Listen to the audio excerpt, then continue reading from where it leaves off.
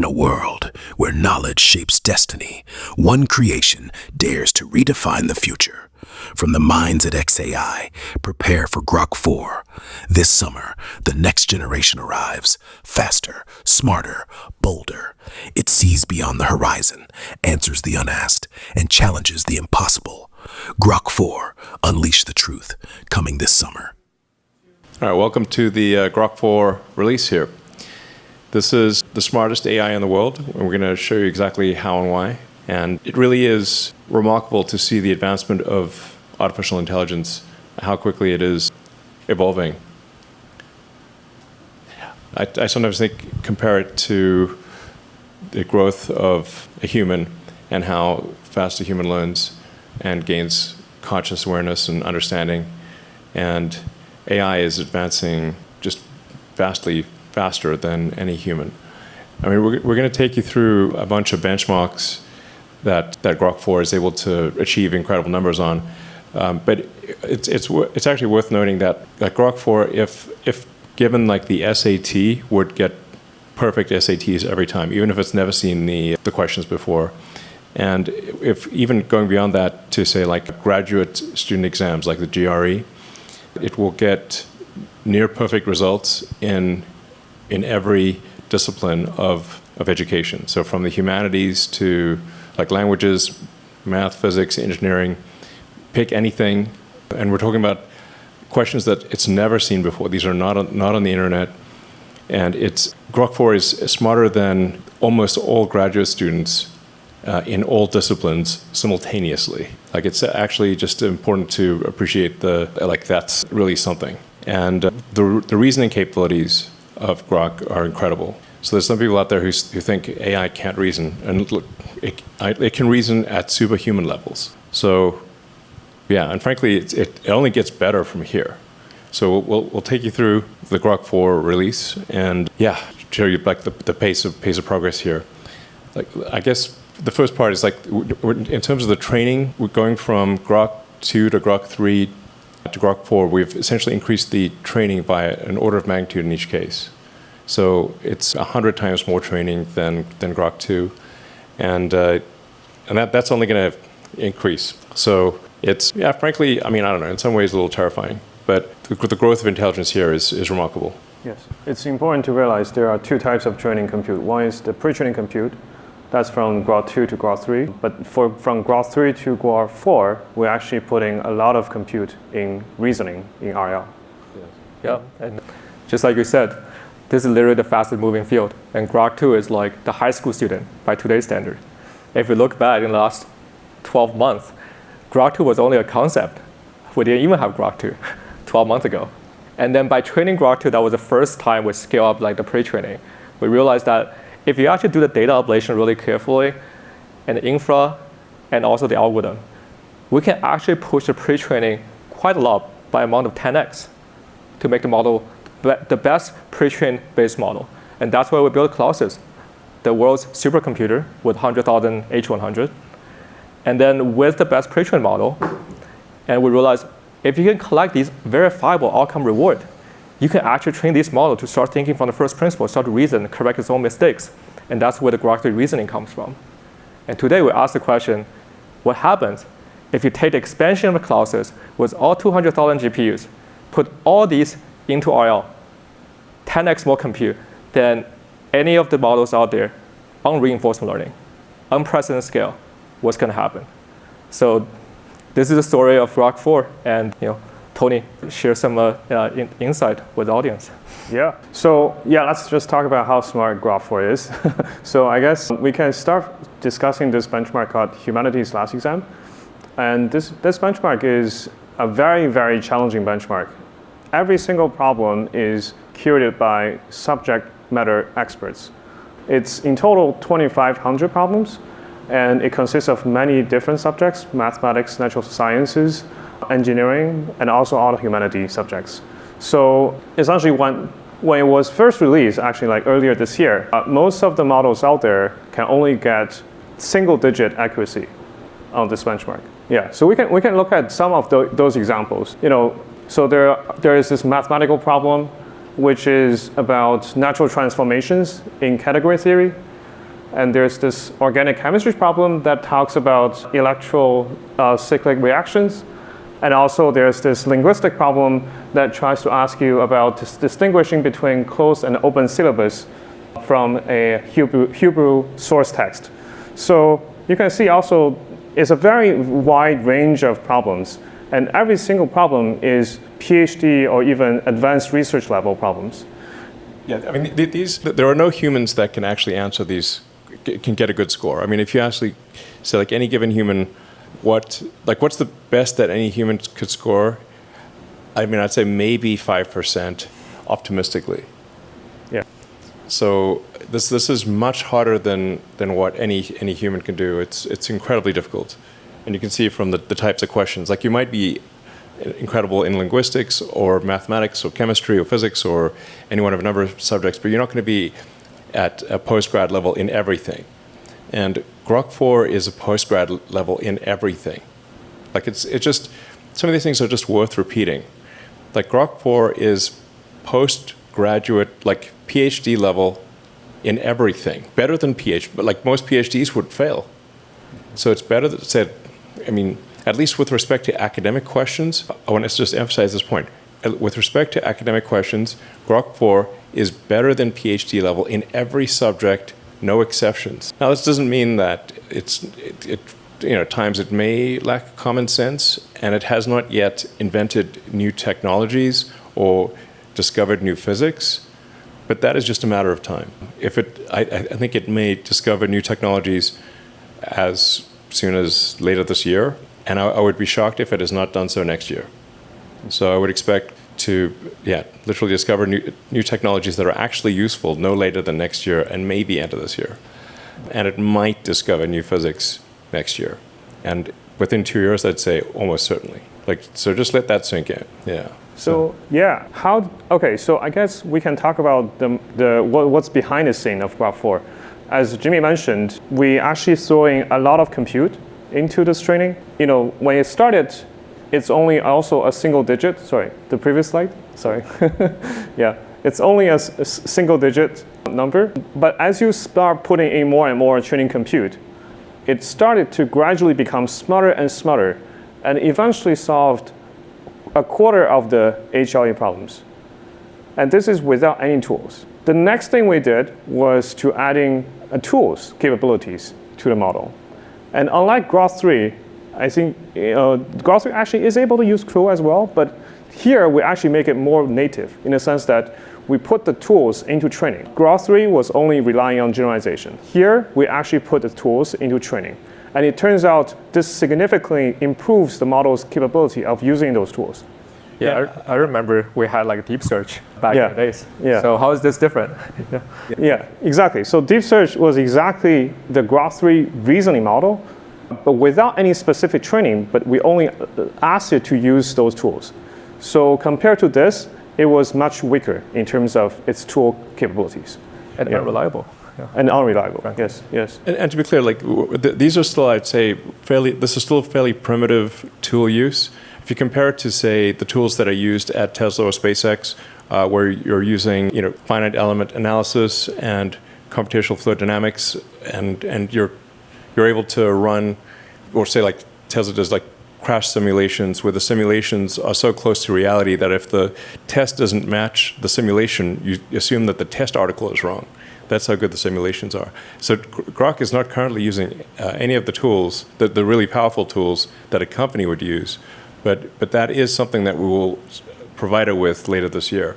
So we'll have the tools that a company has and have very accurate physics simulator.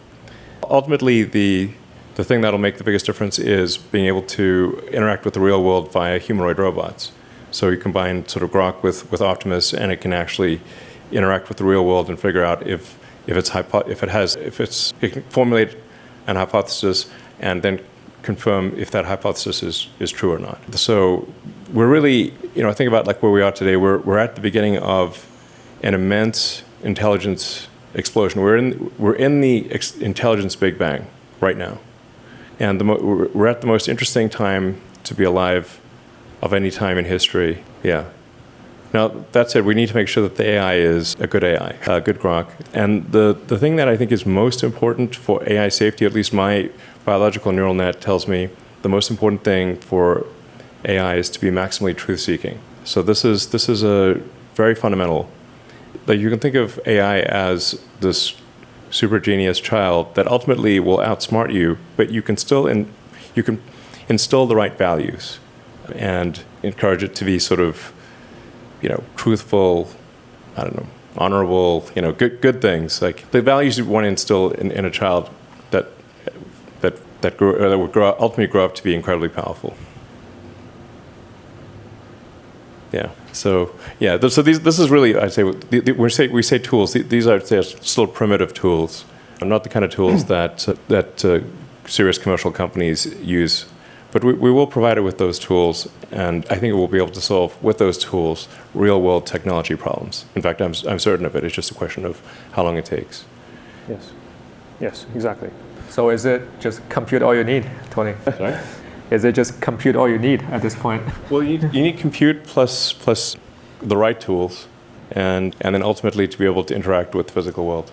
Yes. And then, we'll effectively have an economy that is, ultimately an economy that is thousands of times bigger than our current economy, or maybe millions of times. If you think of civilization as percentage completion of the Kardashev scale, where Kardashev 1 is using all the energy output of a planet, and Kardashev 2 is using all the energy output of a sun, and 3 is all the energy output of a galaxy, we're only, in my opinion, probably like closer to 1% of Kardashev 1 than we are to 10%. So like maybe a point or 1 or 2% of Kardashev 1. So we will get to most of the way, like 80-90% Kardashev 1, and then hopefully, if civilization doesn't self-annihilate, and then Kardashev 2, like it's the actual notion of a human economy, assuming civilization continues to progress, will seem very quaint in retrospect.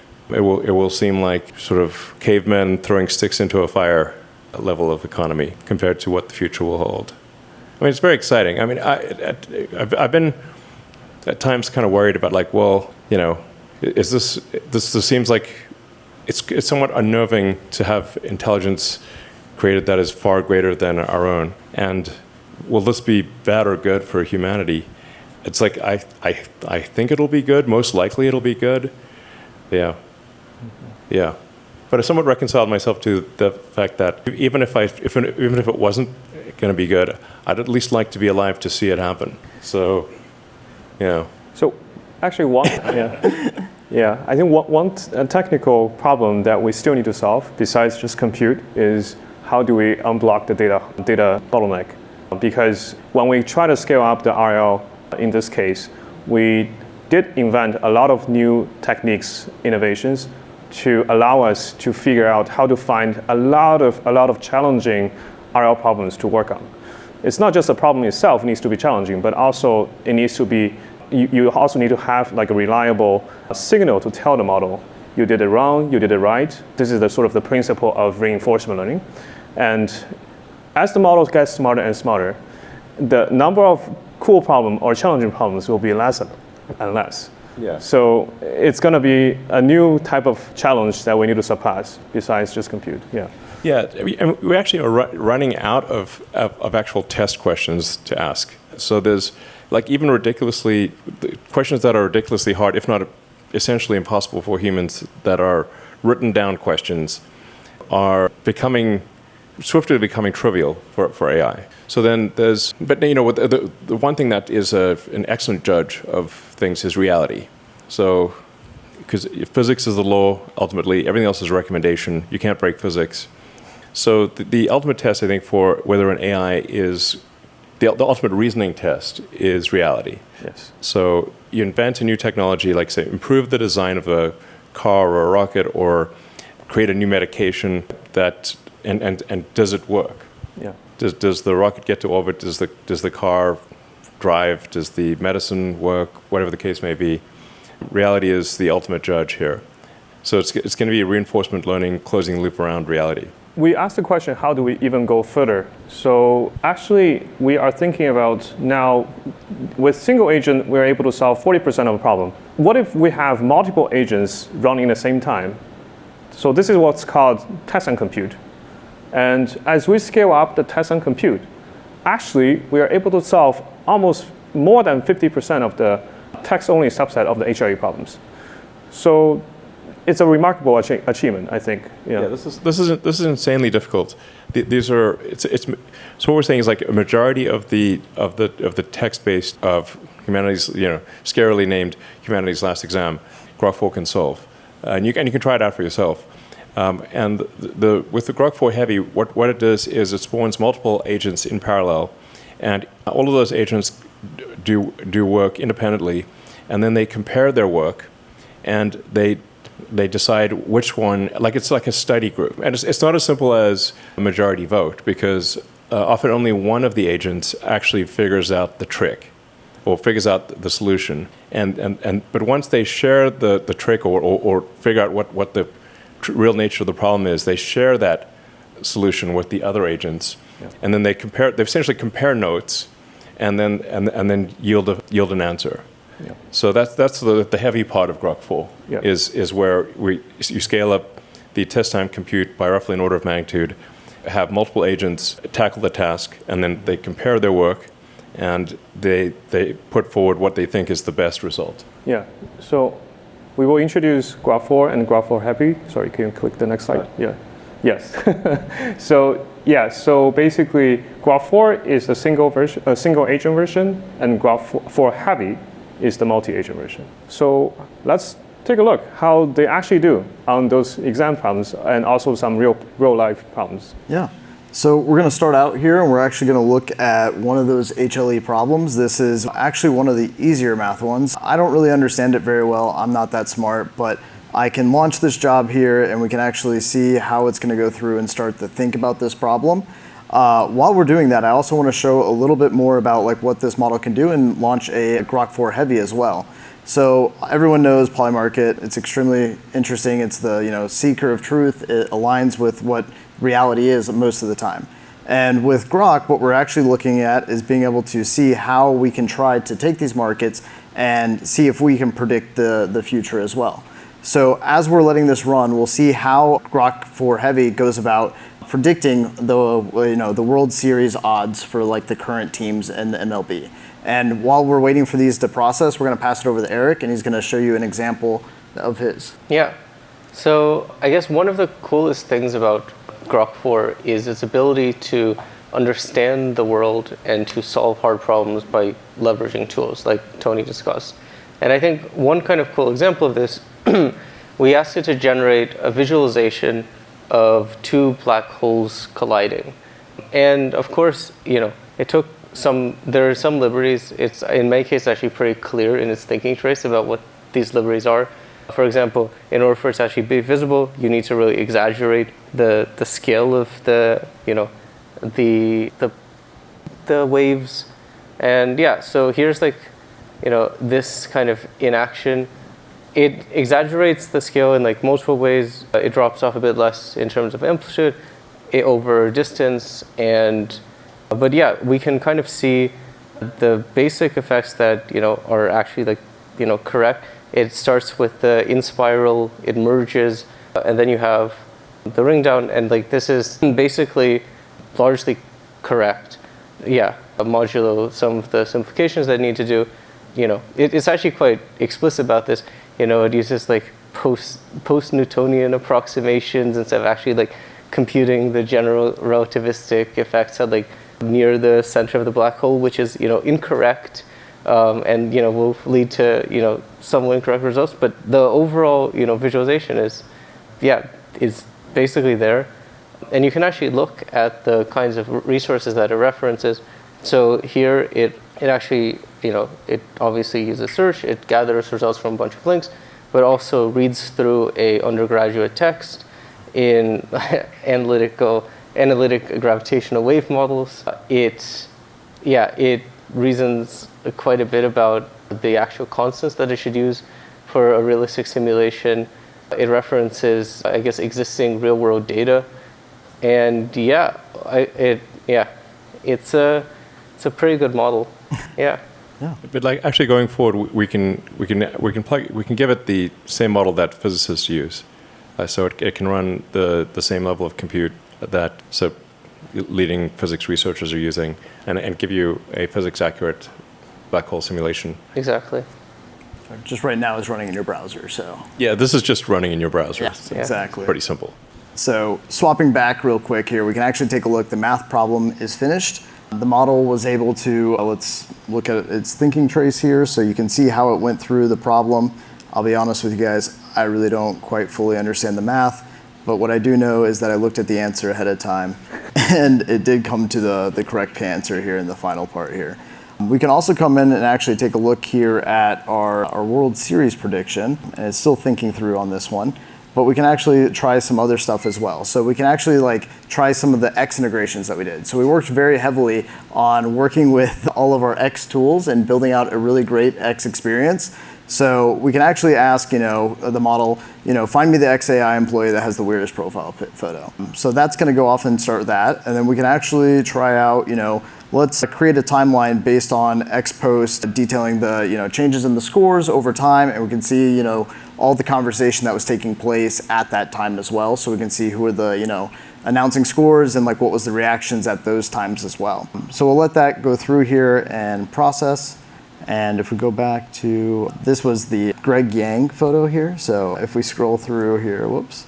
So Greg Yang, of course, who has his favorite photograph that he has on his account.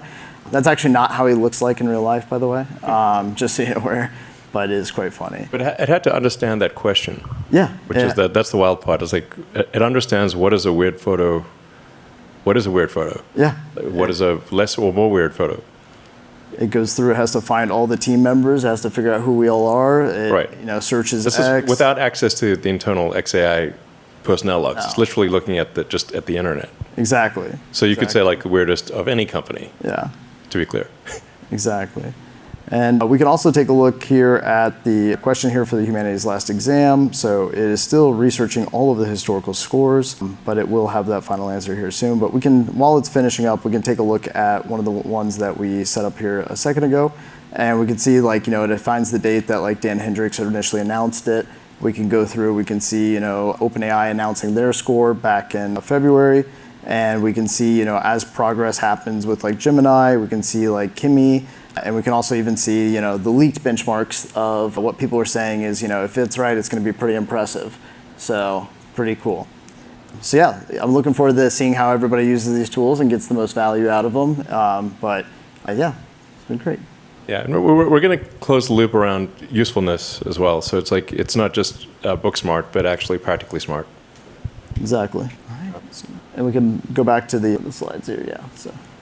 Cool. So we actually evaluate also on the multimodal subset. So on the full set, this is the number on the HLE exam.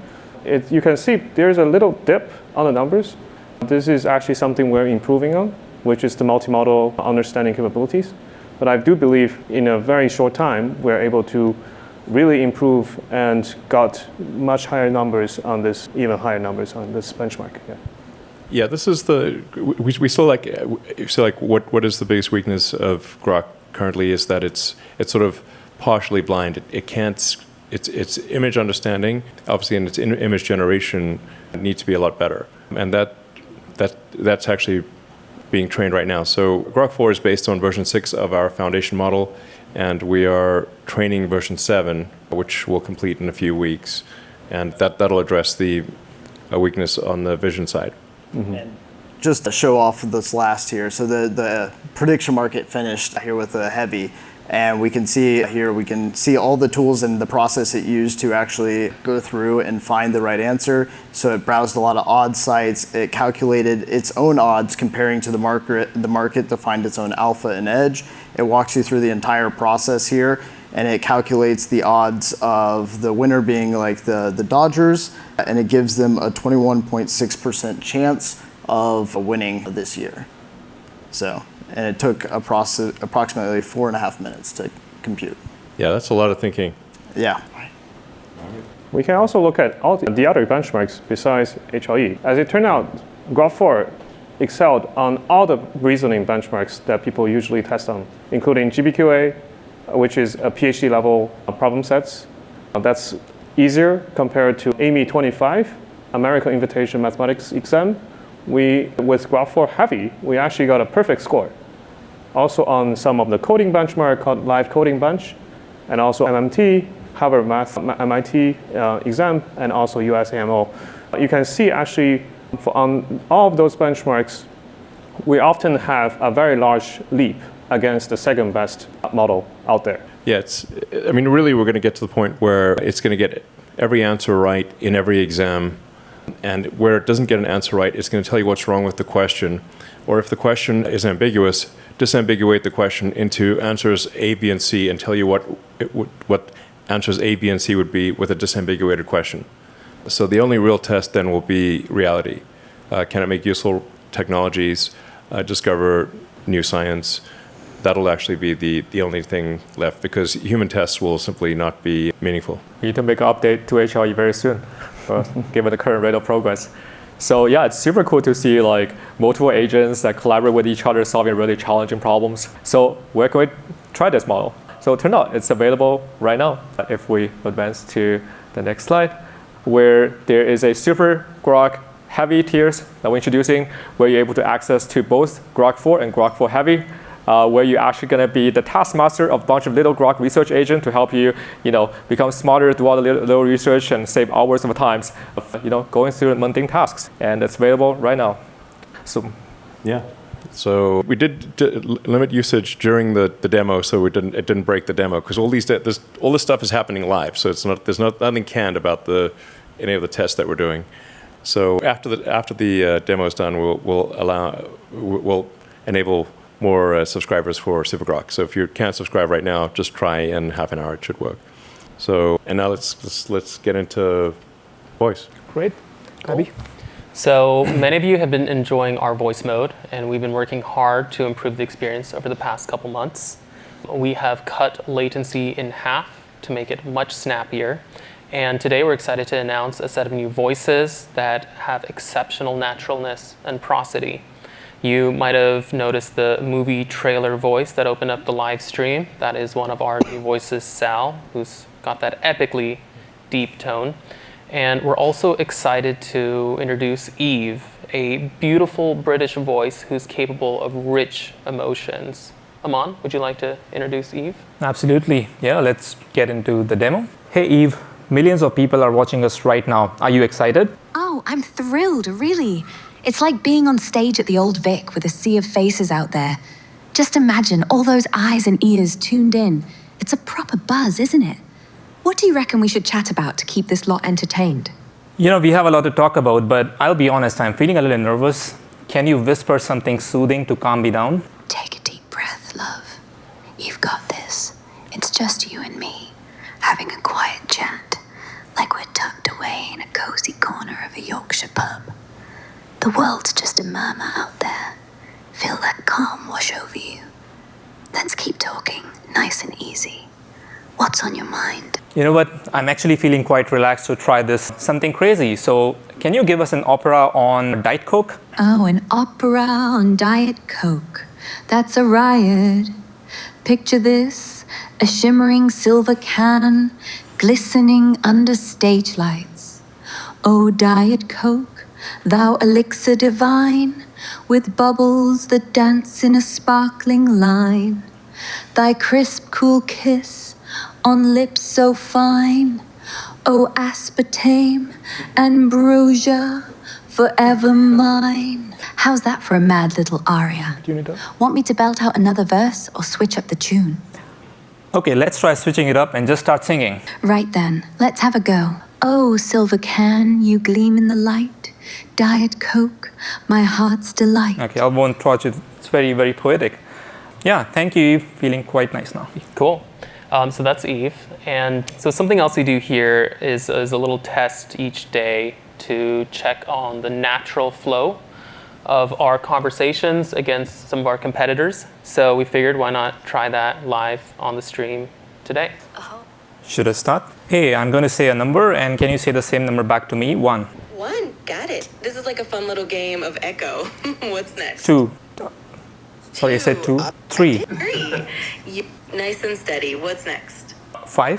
5. Nailed it. This is pretty fun, actually. Feel free to keep going or switch it up if you'd like. Hey Grok. Hey Grok. Hello there. How can I help you today? We're going to do a little test. Can you repeat after me? 1, 1. All right. What's next? 2, 2. What's on your mind? 3, 3. Need anything else? 4, 4. How can I assist you? 5. 5. What's next? So as you can see, Grok was snappier. It didn't interrupt me. And the prosody is we've made different design choices. I think we were shooting for something more calm, smooth, more natural versus something that's more poppy or artificial. So we'll keep improving on these fronts. All right, thanks, guys. Yeah. Yep.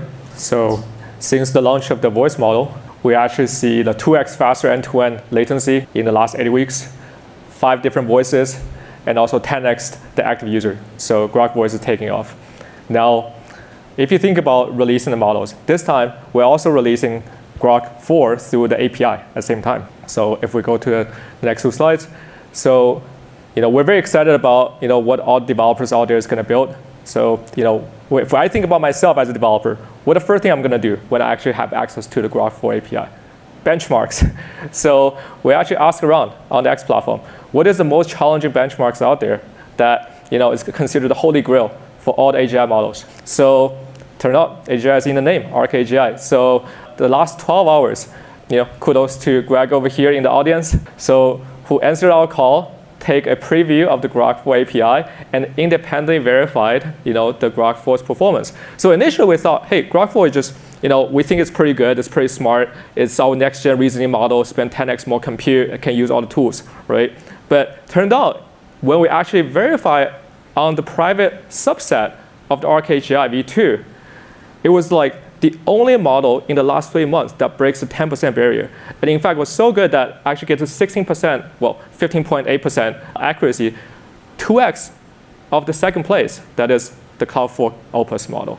And it's not just about performance, right? When you think about intelligence, having an API model drives your automation. It's also the intelligence per dollar, right? If you look at the plots over here, the Grok is just 4 is just in the league of its own. All right, so enough of benchmarks over here, right? So what can Grok do actually in the real world? So we actually, contacted the folks from Enden Labs who, were, gracious enough to, try the Grok in the real world to run a business.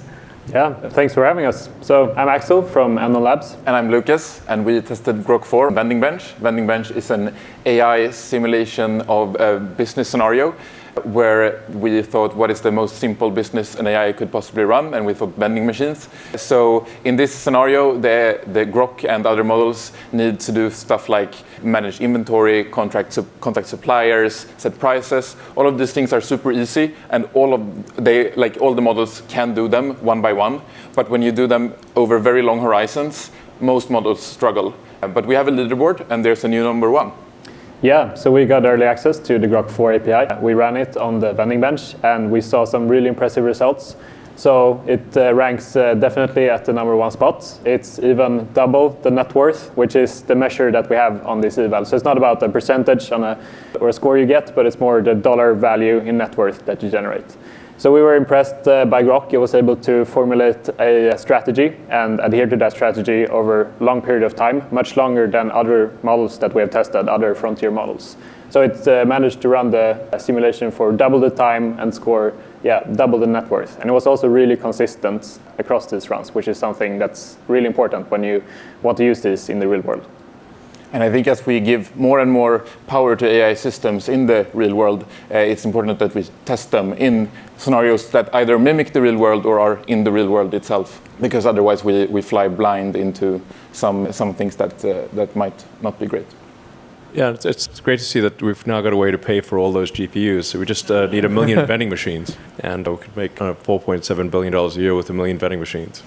100%. Let's go. It can be epic, vending machines. Yes. All right. We are actually going to install vending machines here, like a lot of them. We're happy to supply them. All right, thank you. All right. I'm looking forward to seeing what amazing things are in this vending machine. That's for you to decide. All right. For the AI. Okay, sounds good. All right. Yeah. I mean, so we can see like Grok is able to become like the co-pilot of the business unit. So what else can Grok do? So we're actually releasing this Grok. If you want to try it right now to evaluate, run the same benchmark as us, it's on the API, has 256K contact length. So we already actually see some of the early adopters to try Grok 4 API. So our Palo Alto neighbor, Arc Institute, which is a leading biomedical research center, is already seeing like how can they automate their research flows with Grok 4. It turned out it's able to help the scientists to sniff through, millions of experiments logs, and then, just like pick the best hypothesis within a split of seconds. We see this as being used for their the CRISPR research, and also, Grok 4 independently evaluated scores as the best model to examine the chest X-ray.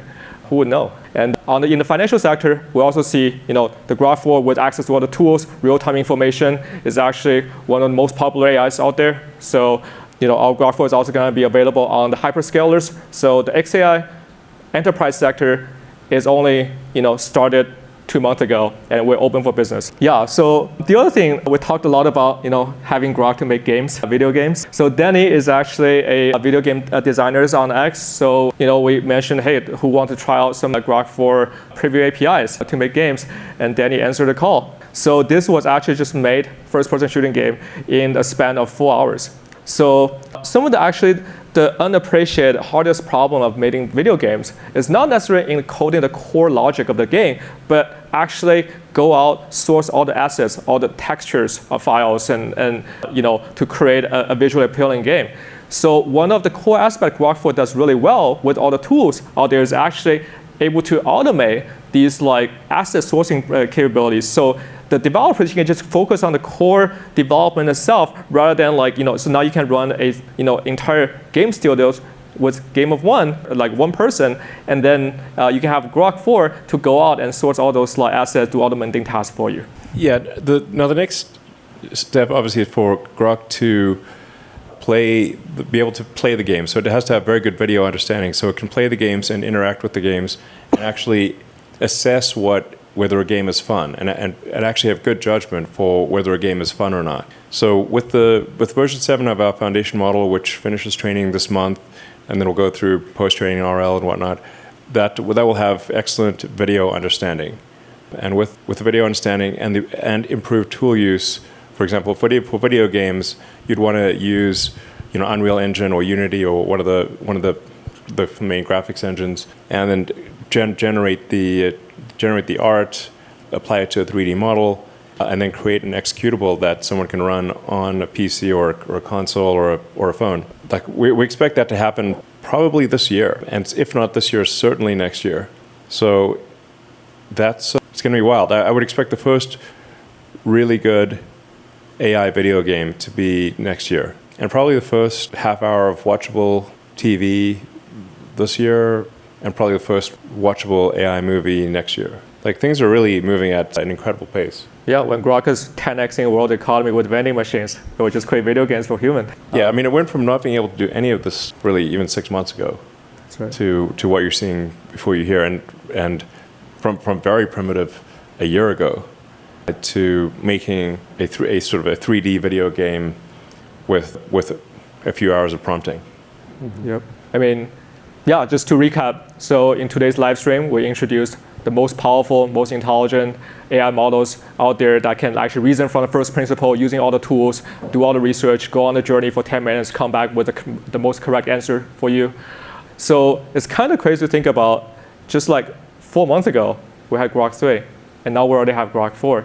And we're going to continue to accelerate as a company, xAI. We're going to be the fastest moving AGI companies out there. So what's coming next is that we're going to continue developing the model that's not just intelligent, smart, think for a really long time, spend a lot of compute, but having a model that actually both fast and smart is going to be the core focus, right? So if you think about what are the applications out there that can really benefit from all those very intelligent, fast, and smart models, then coding is actually one of them. Yeah, so the team is currently working very heavily on coding models. I think right now the main focus is we actually trained recently a specialized coding model, which is going to be both fast and smart. And I believe we can share with that model with you guys, with all of you in a few weeks. Yeah. Yeah, that's very exciting. And the second after coding is we all see the weakness of Grok 4 is the multimodal capability. So in fact, it was so bad that Grok effectively just like looking at the world, squinting through the glass, and like see all the blurry features and trying to make sense of it. The most immediate improvement we're going to see with the next generation pre-trained model is that we're going to see a step function improvement on the model's capability in terms of the image understanding, video understanding, and audios. Right? It's now the model is able to hear and see the world just like any of you. Right? And now with all the tools at its command, with all the other agents it can talk to, so we're going to see a huge unlock for many different application layers. After the multimodal agents, what's going to come after is the video generation, and we believe that at the end of the day, it should just be pixel in, pixel out, and imagine a world where you have this infinite scroll of content in inventory on the X platform, where not only you can actually watch these generated videos, but able to intervene, create your own adventures. The future is going to be wild. And we expect to be training a video model with over 100,000 GB200s, and to begin that training within the next 3 or 4 weeks. So we're confident it's going to be pretty spectacular in video generation and video understanding. So let's see. So that's anything you guys want to say? Other than that, I guess that's it. Yeah, It's a good model, sir. Good model. It's a good, yeah. Well, we're very excited for you guys to try Grok 4. Yeah, thank you. All right, thanks everyone. Thank you. Good night.